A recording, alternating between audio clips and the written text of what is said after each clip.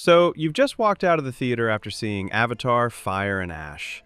You've seen the destruction, you've met the Ash people, and you watched the credits roll on what felt like a definitive ending to this chapter. But here is the truth that 90% of the audience missed. The story didn't end in the cinema. It continued on your console. James Cameron and Ubisoft quietly dropped a massive narrative bomb in the new Frontiers of Pandora expansion, From the Ashes. We now have official confirmation that the events of this DLC take place literally weeks after the final scenes of the Fire and Ash movie. If you want to know what happens to Pandora after the screen goes black, and before the massive time jump coming in Avatar 4, you need to hear this. Let's break down the full story. First, let's set the scene.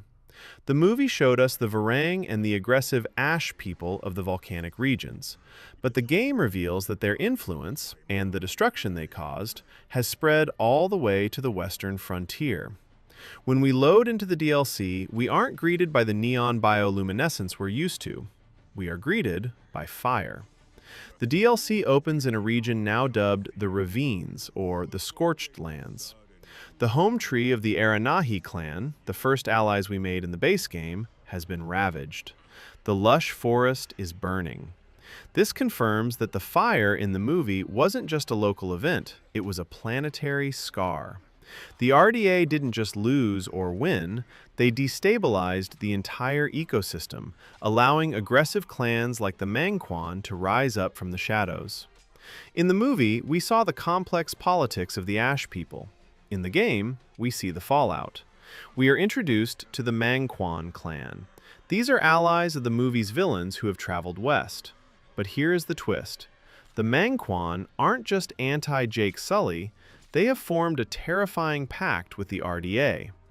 The story follows our character, the Serentu, and the warrior Solek. You discover that the RDA has lost control of the insurgency and has decided to simply burn what they cannot conquer. They are supplying the Mangkwan with heavy weaponry in exchange for hunting down the resistance. This leads us to the Ash Games.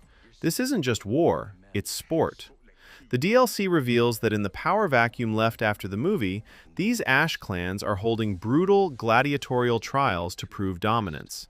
You, the player, have to enter these games to save your captured allies. It's a story of a wounded planet. The movie ends with a philosophical victory, but the game ends with a physical reality check. Pandora is burning. The resistance is scattered. The peaceful clans are being hunted not just by humans, but by their own kind. This DLC is the essential bridge.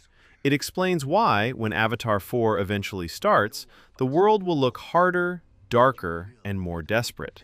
The era of peace is over. The era of Ash has begun. If you haven't played From the Ashes yet, you are missing the true epilogue to the movie. Thanks for watching. Make sure to hit that like button if you want more deep dives into the Avatar timeline, and let me know in the comments. Do you think the Serentu clan will show up in the next movie? I'll see you in the next one.